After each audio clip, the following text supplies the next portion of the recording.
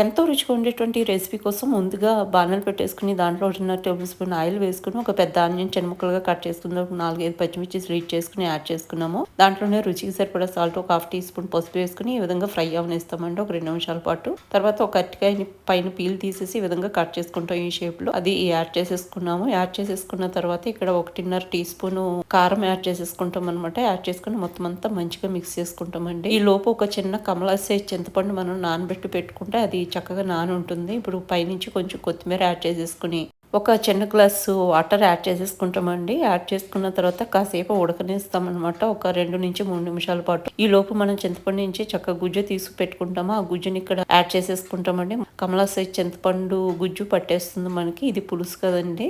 కారము, పులుపు సమానంగా ఉంటేనే బాగుంటుందన్నమాట. మొత్తం అంతా మంచిగా మిక్స్ చేసేసుకుంటాము. తర్వాత పైనుంచి కొంచెం కొత్తిమీర చల్లుకొని మూత పెట్టేసి కాసేపు ఉడికించుకుంటామండి. మూత తీసేసి